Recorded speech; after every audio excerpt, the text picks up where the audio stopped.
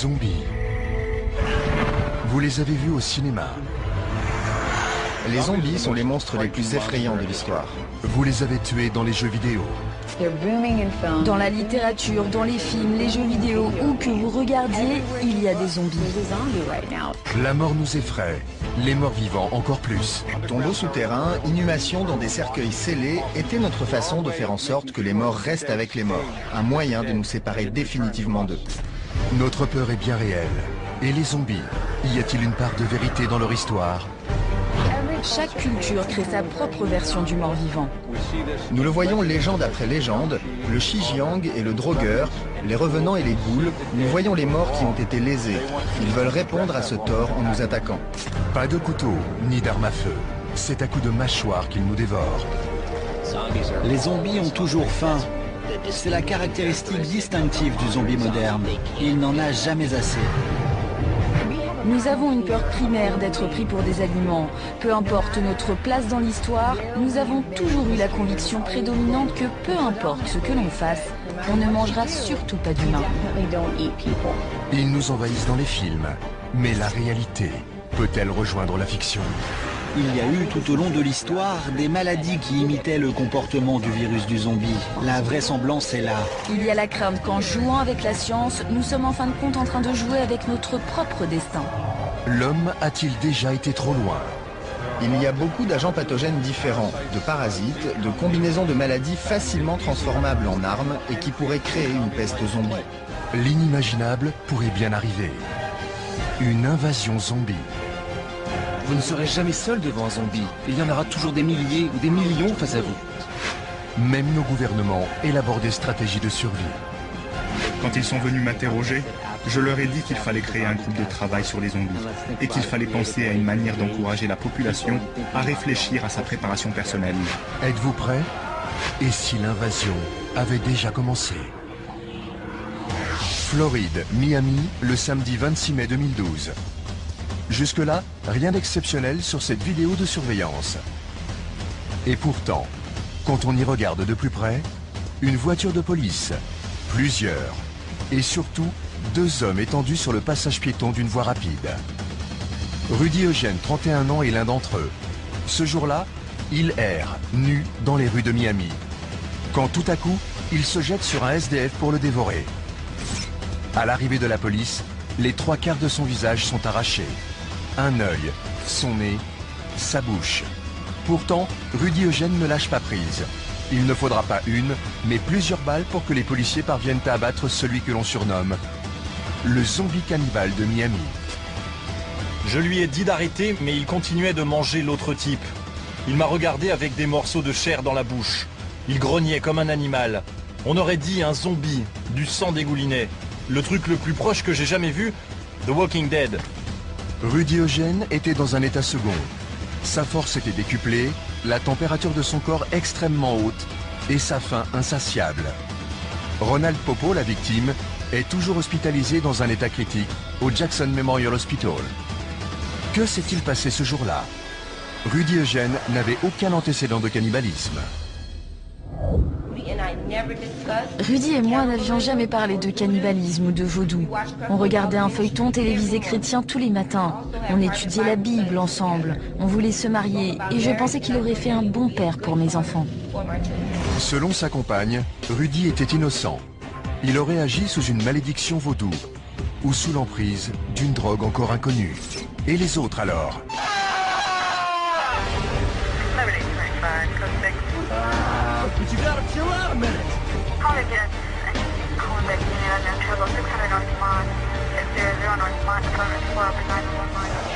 Dans le Maryland, un étudiant a reconnu avoir mangé le cœur de son colocataire.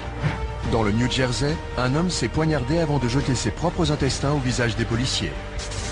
Depuis l'affaire de Miami, les cas de morts-vivants affluent. Le terme zombie apocalypse est la 3e recherche la plus utilisée sur Google aux États-Unis. Alors, doit-on sérieusement considérer la possibilité d'une invasion zombie?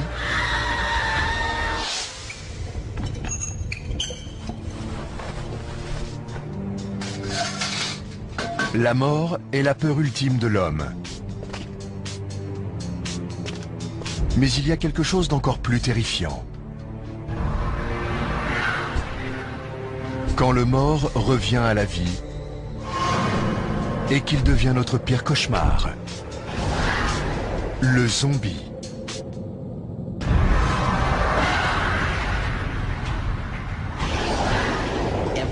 Tout ce qui est propre à l'homme a disparu. Ils semblent humains, mais ne sont plus ce qu'ils étaient. Ils sont inlassablement poussés à manger de la chair humaine, mais ne sont jamais rassasiés. C'est vraiment un fléau. C'est comme si vous étiez au milieu d'un essaim d'insectes. Vous êtes encerclés et il n'y a pas d'issue. Ils représentent ce dont nous avons le plus peur. Ce qui les rend si effrayants est le fait qu'il ne s'agit pas juste de zombies, mais d'une foule. Vous ne pouvez pas les distancer, vous ne pouvez pas tous les tuer. La seule raison pour laquelle ils vous poursuivent est parce que votre cœur bat. C'est absolument terrifiant. Les morts vivants sont effrayants, car ils représentent non seulement notre propre mort, mais surtout celle de la civilisation entière. Tous les monstres essaient de détruire l'être humain à titre individuel. Les zombies sont, eux, contre l'ensemble de la race humaine.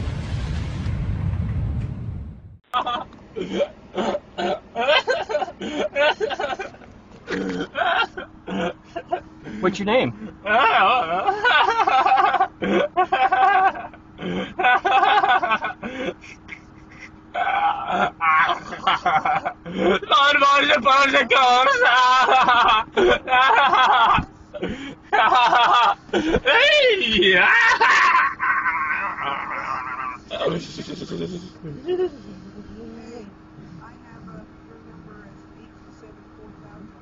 What's up? Can you tell me what your name is?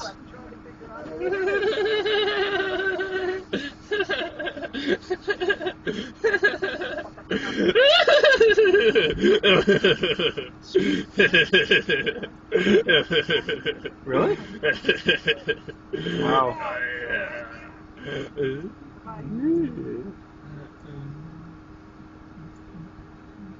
Sweet.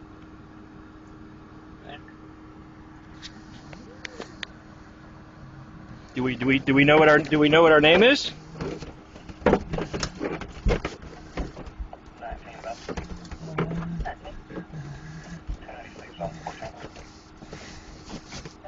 Hmm?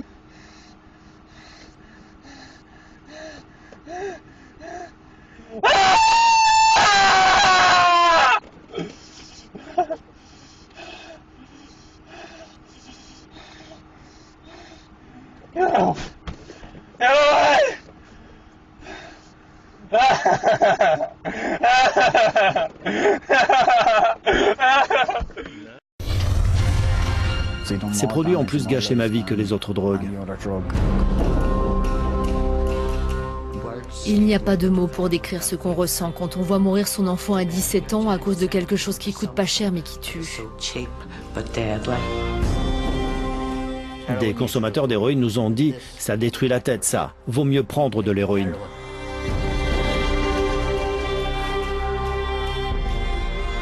Il y a un an, à Belfast, Adam Owens a été retrouvé mort après avoir consommé des nouveaux produits de synthèse, des drogues qui imitent les effets des substances interdites. Elles sont légales, mais bel et bien létales. Quand vous êtes-vous rendu compte que votre fils prenait ces produits? La première fois que je m'en suis aperçue, c'était environ 1 an et demi avant sa mort. Je l'ai su parce que j'ai trouvé un sachet de produits dans sa chambre, sous son oreiller. Et en fait, j'en ai pris conscience parce qu'il y avait du vomi sur tout son lit et sur tout le sol. C'était un vomi noir. C'était très inquiétant et déchirant parce que je me suis rendu compte que mon enfant prenait vraiment ces drogues et je n'en avais aucune idée. D'après Adèle, Adam a pu facilement se procurer ces substances parce qu'en Irlande du Nord et dans le reste du Royaume-Uni, leur vente est autorisée.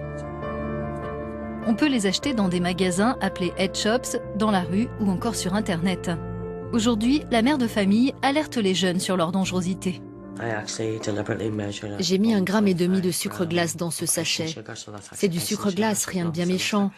Comme vous pouvez le voir, c'est une toute petite quantité. Et la raison pour laquelle j'ai préparé ce sachet, c'est pour montrer de manière évidente aux enfants dans les écoles qu'1,5 gramme, c'est la quantité de produits de synthèse que mon fils a pris cette nuit-là, qu'il a partagé avec 2 autres et que c'était suffisamment toxique, partagé en 3, pour prendre la vie de mon fils de 17 ans.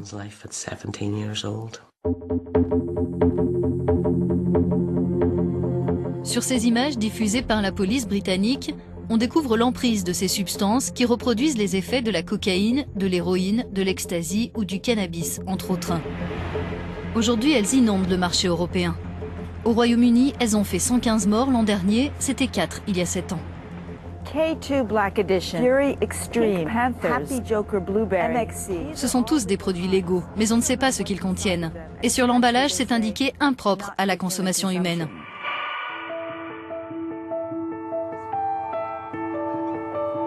Établir la composition chimique de ces drogues, c'est ce qu'a fait Stephen Bell à l'université Queen's de Belfast. Son équipe a mis au point une nouvelle technique d'analyse rapide de ces substances psychoactives. Notre méthode revient principalement à identifier les composés chimiques en regardant leur mode vibratoire. Chaque composé vibre de manière différente parce qu'il a une composition différente. C'est un peu comme une empreinte digitale. Ça nous permet de mettre en évidence très rapidement les composés qu'on n'a jamais vus dans ces nouveaux produits arrivant sur le marché et potentiellement dangereux parce qu'on ne les a jamais vus. Les qualifier de drogue légale est une fausse appellation terrible, c'est vraiment très nocif.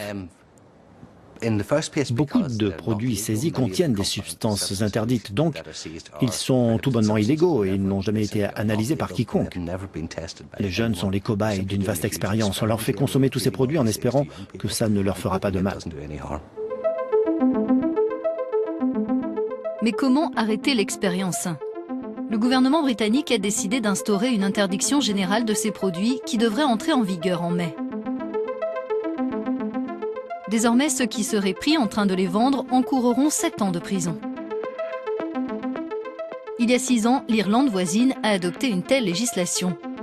Mais cela ne s'est pas fait sans controverse. Martin McHugh a consommé pendant un temps du cannabis, de l'héroïne, de la cocaïne, de l'ecstasy, mais aussi ces nouvelles drogues. J'ai commencé à les prendre quand on a pu commencer à les acheter dans les magasins du centre-ville. Et ensuite, quand ils ont dû fermer, on pouvait encore se les procurer. On pouvait en avoir dans la rue, sur Internet ou au Royaume-Uni. Ces drogues avaient quels effets sur vous ? Les symptômes que j'ai eus personnellement, c'était de la paranoïa aiguë. J'avais l'impression d'avoir des fourmis partout. Le trip durait entre 36 et 72 heures. Et il n'y avait rien qui pouvait interrompre les effets. Pourquoi avoir continué de les prendre ? Je ne peux pas vous dire pourquoi je les prenais encore et encore. Parce que je sais que je suis un drogué. Tim Bingham a étudié les conséquences de l'interdiction générale sur la consommation de ces produits en Irlande. Pour lui, la législation a entraîné la fermeture des magasins, mais les affaires continuent sur Internet et dans la rue. Donc là, on a une substance légale en sang à base d'herbe K2. Ça coûte 7,95 livres. On peut voir qu'il y a différentes sortes. On peut en acheter 1 gramme, 3 grammes, 6 grammes. On va dire qu'on va prendre 2 paquets comme ça. On va voir ce qu'on doit faire. On n'a même pas à s'enregistrer ou quoi que ce soit. On peut payer de manière anonyme et la commande vous est envoyée chez vous le lendemain. Ces produits peuvent être achetés sur Internet parce que les serveurs ne sont pas situés en Irlande. Donc là où les serveurs sont situés et où les sites sont basés, ce n'est pas illégal de vendre ces substances. On sait que les gens continuent d'acheter ces produits. Dans notre enquête sur l'emploi étudiant l'an dernier, 19% des étudiants interrogés en avaient acheté eux-mêmes ou par l'intermédiaire d'amis.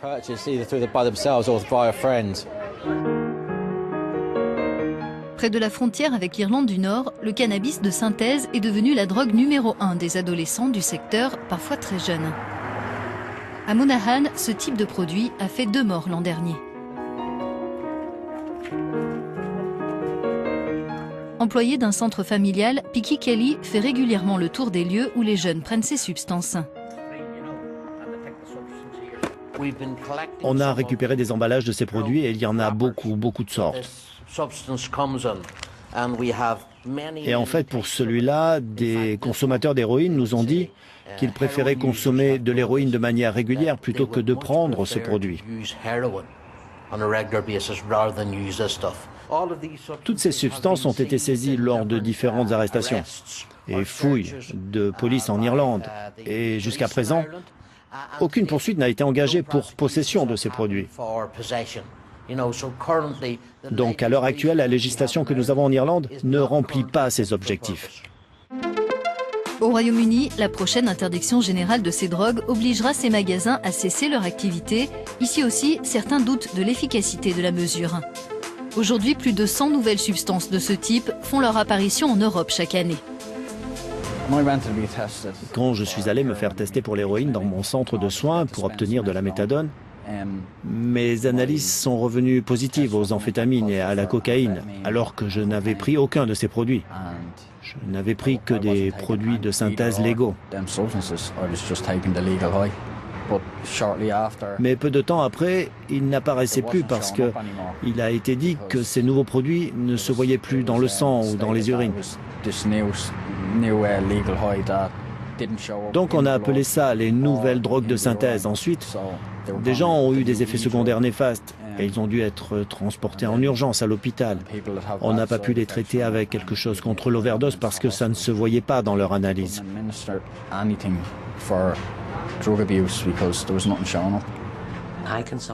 Comment quelque chose d'aussi mortel, ignoble et toxique peut-il être considéré comme légal, alors que cela tue nos enfants, et les adultes aussi parce qu'il n'y a pas de différence à faire entre les consommateurs. Les enfants sont plus vulnérables parce qu'ils sont amenés à penser qu'ils ne craignent rien parce qu'on dit qu'elles sont légales. Je suis vraiment écœurée.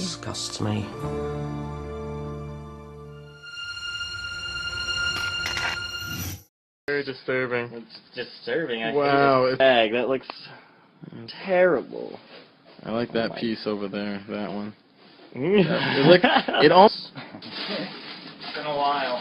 It's been a while. Forgot I was on camera. Let myself go and was willing to smoke spice. So. Why have you spoken to this level? Is there ice in there? Don't let him get it. No, I don't want to get your ice smelly. That's fine. Oh my god, you have a lot of corn dogs? Oh yeah. Yeah, you can eat anything you want. That's all I need tonight. That's all I need.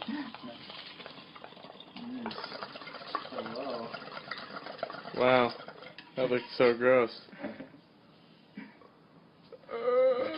Cameron looks like a I'm sorry, God. Oh, it smells terrible. This is the good Good memories. Yeah. I'm not kidding. How are you feeling? The day you're high as or what? Oh my god. I don't have any I don't know, these pants. Well, my pants are caught on. Did you see that? Oh my god! Oh my god! What the? Did Cam? There you go. Cam is so. Oh my god. Okay. Oh my god, that was such. Oh my god! El Diablo! He's seeing El Diablo! Here, do you need some tea? He's seeing El Diablo. I think Cam farted. Oh!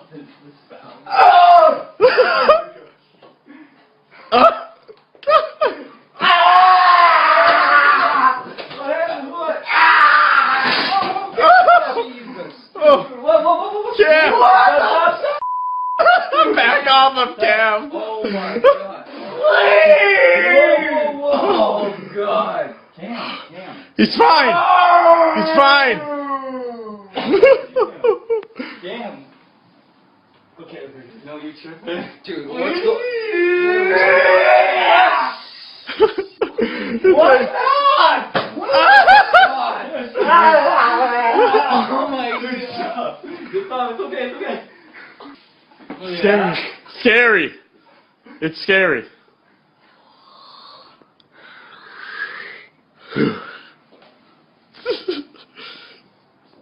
I think you have.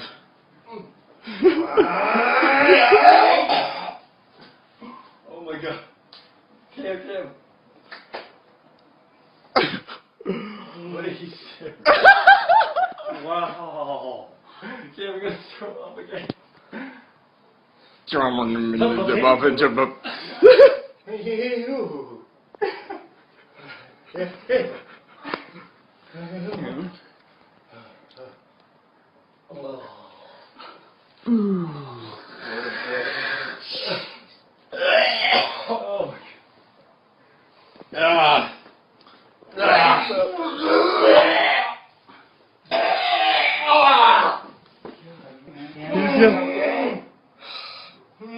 You're good.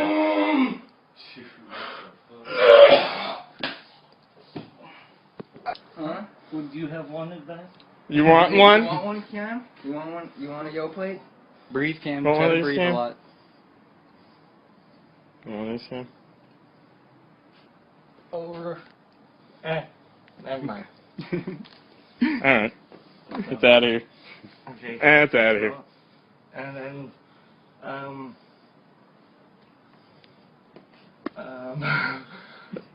Yeah, that, I know. I've done some crazy things.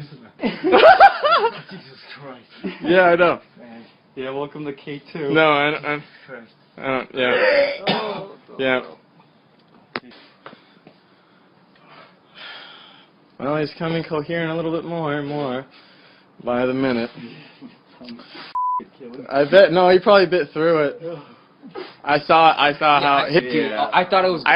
It's on video. Yeah. It's on video. Oh my God. It's Okay, stop doing Katie. sorry. He keeps spit.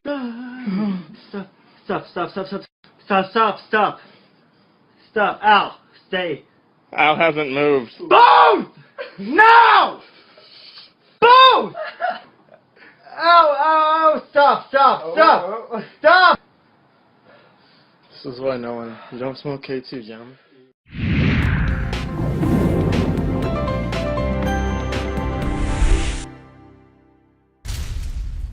On ne parle que de ça, une nouvelle drogue fait des ravages aux États-Unis. Elle serait à l'origine de nombreux faits divers ultra-violents. Docteur Dan Velea, bonjour. Bonjour. Vous êtes psychiatre, addictologue et auteur de nombreux ouvrages sur les addictions, dont celui-ci, Les drogues de synthèse, chez PUF. Oui. Je le disais, depuis quelques jours, il y a un phénomène aux États-Unis avec une drogue de synthèse très particulière. On voit d'ailleurs des vidéos en ce moment sur Internet qui circulent et qui montrent des individus pris de folie. On en voit quelques extraits en ce moment d'un homme qui court nu au milieu de la circulation. Un autre homme s'est attaqué aussi violemment à un commissariat de police avec une force incroyable.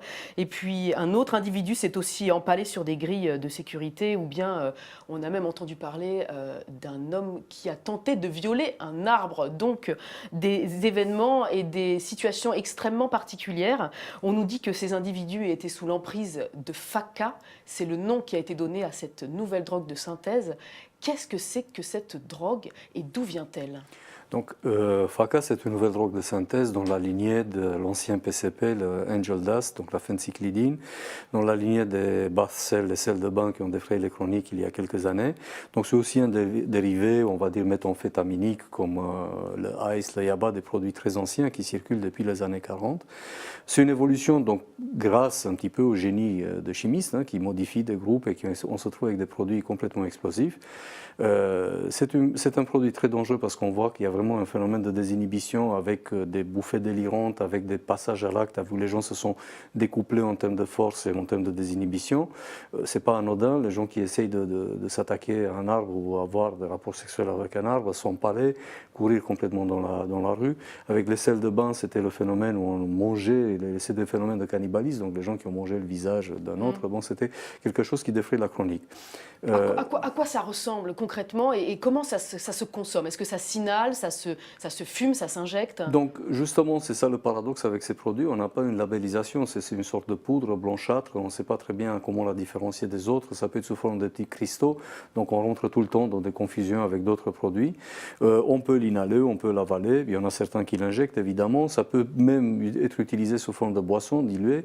C'est un produit avec une diffusion très très rapide, avec vraiment des phénomènes qui montent en puissance. Qu'est-ce que ça provoque? On parle d'hyperthermie, on a le corps qui monte à 42 degrés, on devient devient un peu surhumain dans sa tête. On a l'impression qu'on peut... Sur un plan somatique, donc au niveau du corps, donc il y a ce phénomène d'hyperthermie maligne qui peut vraiment entraîner des phénomènes de décès, un phénomène aussi d'hypertension artérielle avec peut-être des troubles du rythme cardiaque. Sur le plan psychique, les effets sont quand même très impressionnants parce qu'on assiste à un phénomène de désinhibition, de démultiplication de ses forces, ou sentiment d'avoir démultiplié ses forces, un sentiment d'invincibilité, un effacement total du contact avec la réalité.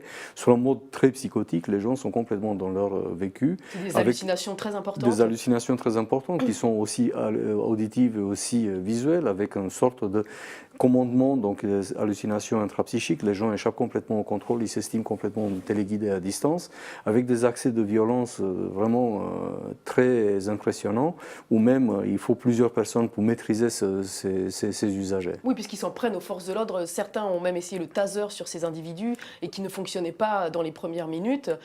On se demande, avec des effets aussi désastreux, qu'est-ce qui séduit, si on peut utiliser ce terme-là, les consommateurs de cette drogue?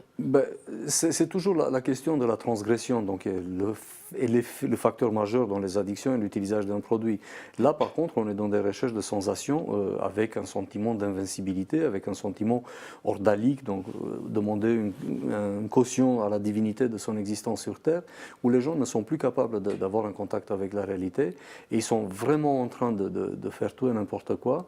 Donc, il y a quelque chose de fascinant pour les usagers dans ce type de produit, en sachant que c'est un produit très addictogène, donc très addictif très rapidement. On nous dit aussi que c'est une drogue, ce Flakka, qui est extrêmement bon marché, puisqu'on parle de 5 $, à peu près 5 € les 10 grammes.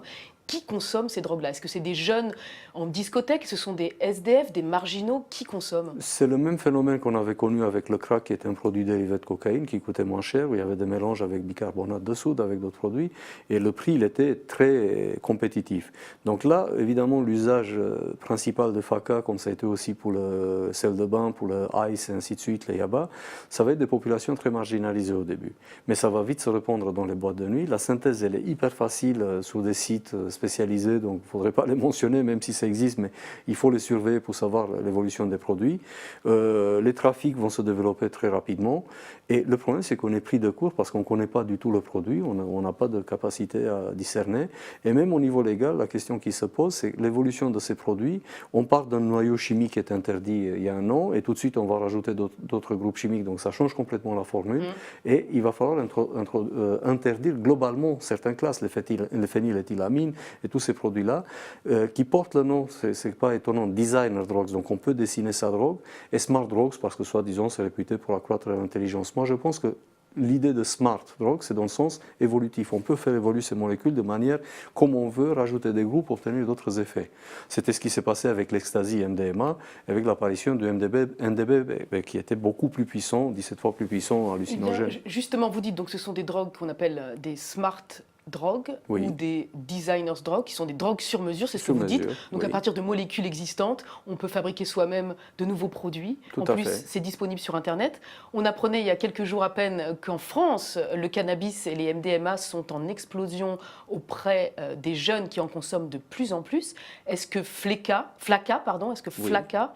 donc cette drogue qui fait des ravages aux États-Unis, pourrait, par le biais d'Internet, par le biais d'apprentis chimistes, faire aussi les mêmes dégâts? Là, il faudra relativiser parce qu'évidemment, dans l'usage de ce type de produits hyper violents, la grande majorité des usagers de cannabis, alcool, MDMA en soirée et de mode festif seront très vigilants, surtout si on les avertit. Il faut vraiment leur dire, attendez l'effet de nouveauté, ce type de produit très réputé, très américanisé, avec des effets explosifs, vaut mieux se méfier. Et là, les gens, ils sont très sensibles à ce type de message. Un message du type, c'est pas bon, c'est interdit, au moins ça va susciter la transgression, l'intérêt pour la transgression. Donc il faut leur expliquer réellement quels sont les dangers. Est-ce que Flakka est déjà en circulation en France? On a des signaux d'alerte déjà? Les saisies qu'on a eues, non. Mais on sait par exemple que le crocodile, un produit qui a défrayé la chronique en Russie il y a quelques années, il existait déjà en France, mais vraiment d'une manière très peu répandue, heureusement. Donc on peut supposer que ce type de produit va pas tarder d'apparaître. Je ne pense pas que ça sera une explosion de la consommation de Flakka, comme ça a été une explosion par rapport à tout ce qui était méthamphétamine, yaba et ice. Ça va rester sur un cadre très initiatique pour certains, mais les risques sont toujours là parce que les dealers seront là justement pour distribuer ce type de produit. Merci docteur Dan Velléa d'être venu au Figaro nous éclairer un peu sur donc Flakka, cette nouvelle drogue qui fait des ravages aux États-Unis. On va citer la Floride en particulier, le Texas et l'Ohio, et peut-être bientôt en Europe, qui sait, ou sous une autre forme et sous un autre nom. Je rappelle donc que vous êtes addictologue et que vous êtes auteur donc des drogues de synthèse aux éditions PUF. Merci. Merci.